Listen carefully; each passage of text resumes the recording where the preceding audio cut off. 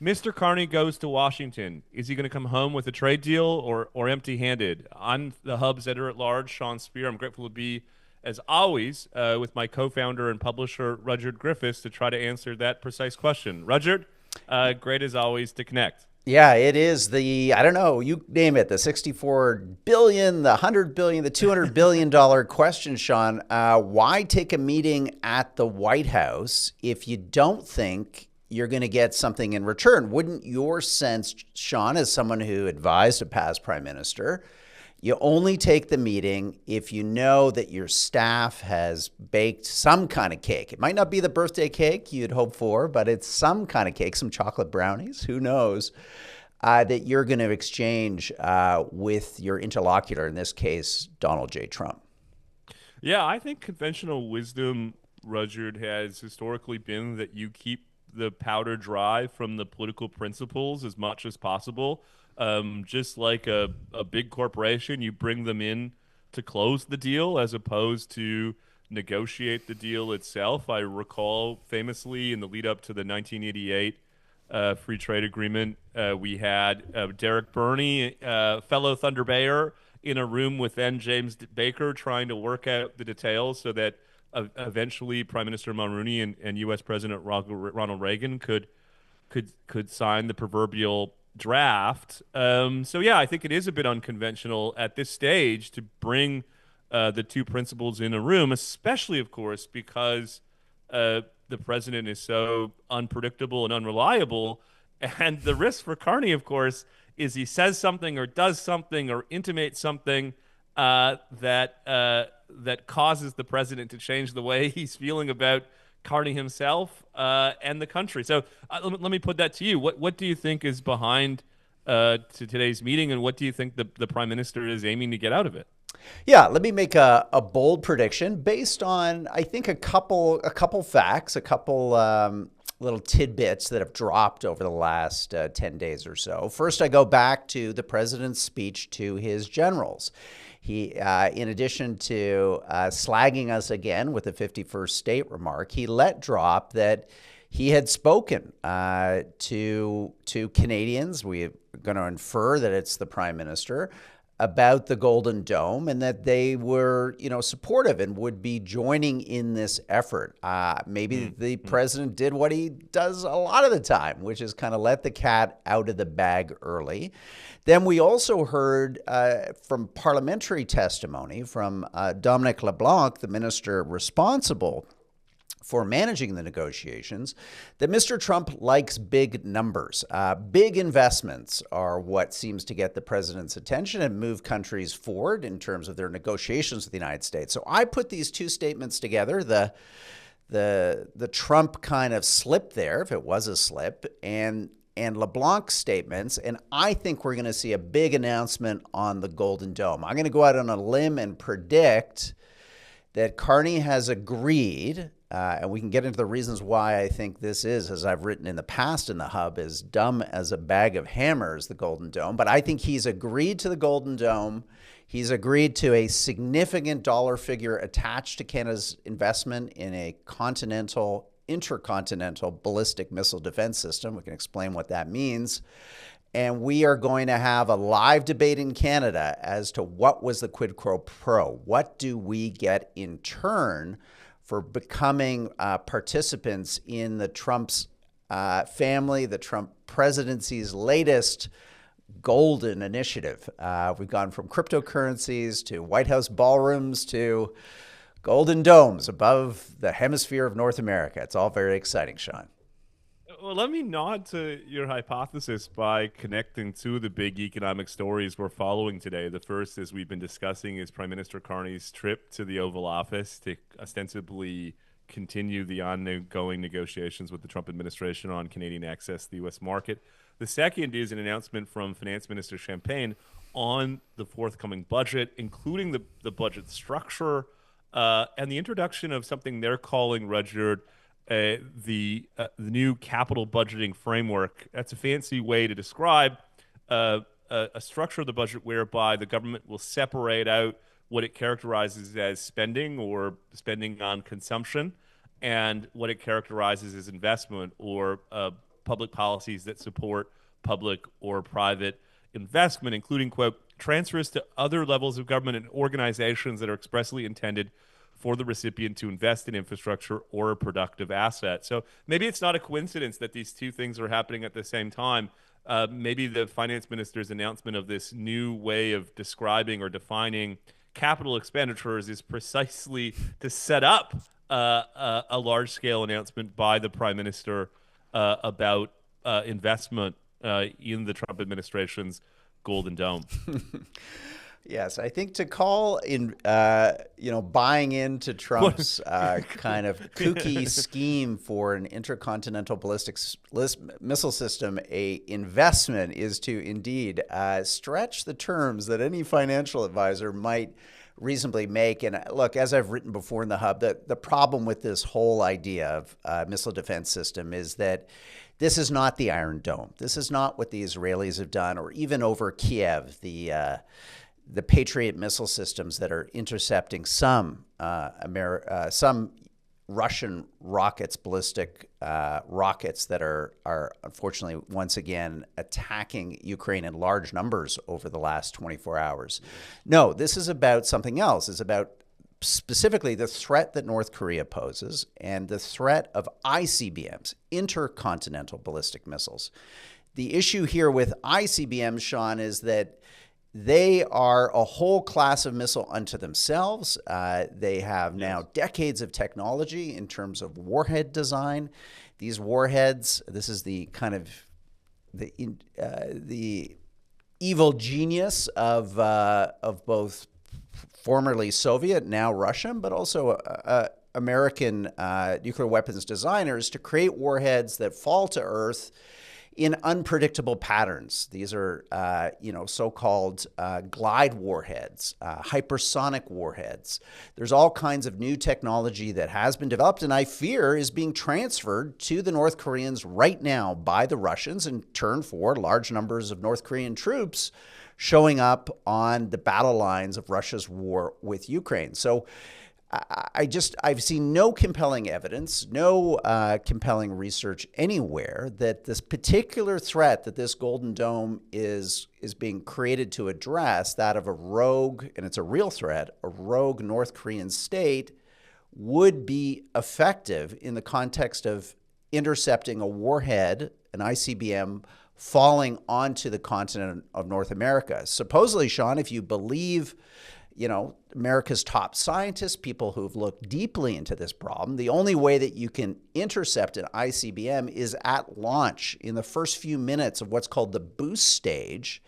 And that involves something entirely different than a Golden Dome. It involves, weaponizing space. It involves creating some kind of Star Wars-like space platform hovering over North Korea, monitoring the country for an imminent rocket launch, and then targeting those rockets either with lasers or some other form of projectile we haven't invented yet before it can get up out of the atmosphere into space and on its horrible trajectory towards North America. So I'm not, this is not just me saying this. This is, again, top scientists around the world who have really poo-pooed the Golden Dome technology and suggest that this, once again, is the president enthralled with an idea that has very little to do with reality.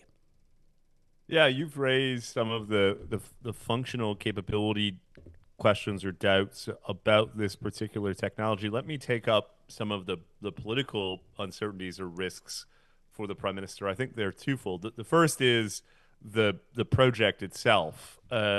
The idea that the prime minister can, on one hand, talk about the threat posed by the president and his erratic behavior, and on the other hand, essentially concede to the U.S. holding the proverbial button over continental air defense seems like its intention, and I suspect a lot of the prime minister's supporters will naturally see that tension. I would just say in parentheses, Rudyard, even back in the Harper era when proposals for continental air defense were being discussed, there was an apprehension on the part of the prime minister to sign on because of the connotation and the kind of inherent domestic political risks. It seems to me those are like magnified times 10 when the partner isn't Barack Obama, it is Donald Trump. The second thing I'd say, though, is a broader point about the prime minister's negotiating poise vis-a-vis the Trump administration. As we've discussed at various points, we've given up different uh, um, different points of offensive or defensive negotiating chips. Think of the digital services tax. Think of the softwood claims that we've Retaliatory made. tariffs. Retaliatory tariffs, etc., all ostensibly in the name of trying to secure some type of deal with the administration. Now, those decisions might have been well taken, and maybe there are things happening in the background that we can't see. But on the face of it, it looks like a series of concessions on the part of the Carney government in exchange for nothing. So it seems to me the risk that when you add to that list now committing billions and billions of Canadian tax dollars in exchange for an unproven, at best, technology, as you say, in partnership with a highly unpopular president, and yet there's still no evidence that the net result is a trade deal. And I think the prime minister has a pretty big problem on his hands. Yeah, you raised such a good point. The Golden Dome, just runs 180 degrees opposite of everything we've been told, which we need to diversify our defense and security away from the United States. This is why the Prime Minister is mused about buying the Swedish Saab jets or a complement of them, as opposed to re-equipping our Air Force solely with the F-35s from the Americans. It's why he's going over to Europe to meet with European leaders to talk about Canada's contributions to European security through NATO. I'm sure there's an implicit idea that there's a quid pro quo there.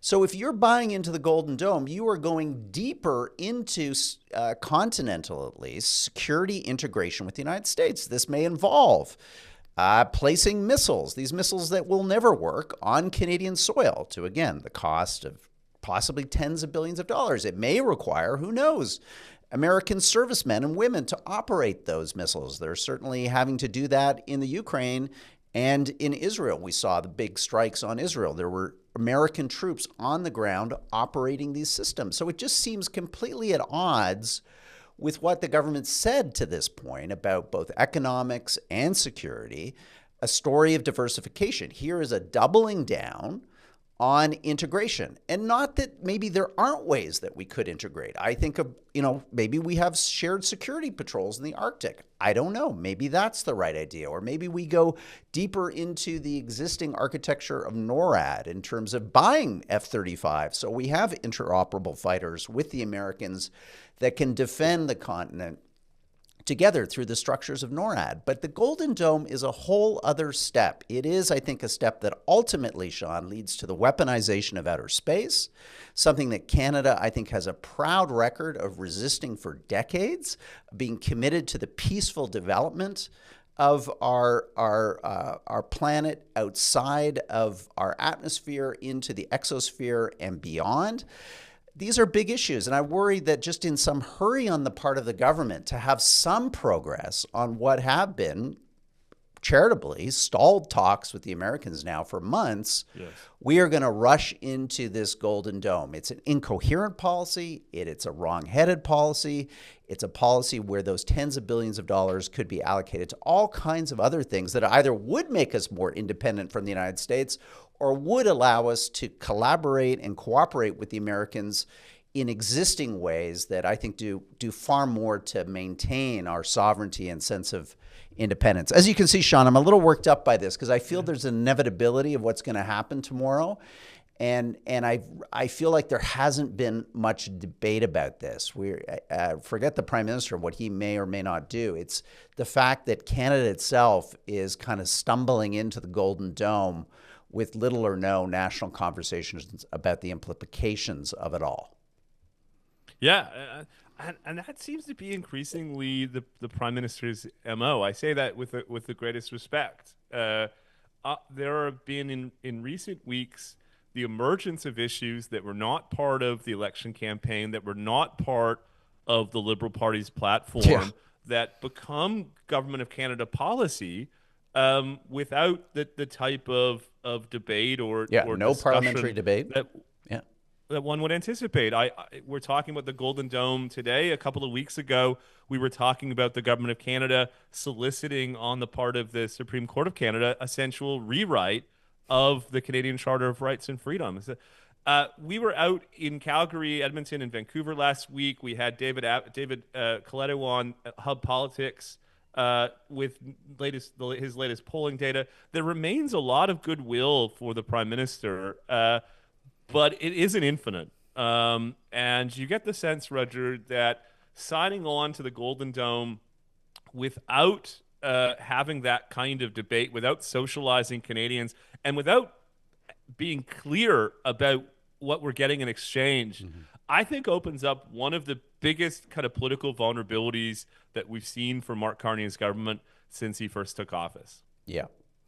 Well said, Sean. Well, look, I hope I'm wrong. I hope the Golden Dome is not a topic of discussion tomorrow. I hope there's not an announcement around it. But I don't know, Sean. Putting together the dots, I fear that we're headed in that direction, and it could be as soon as the next 24 hours.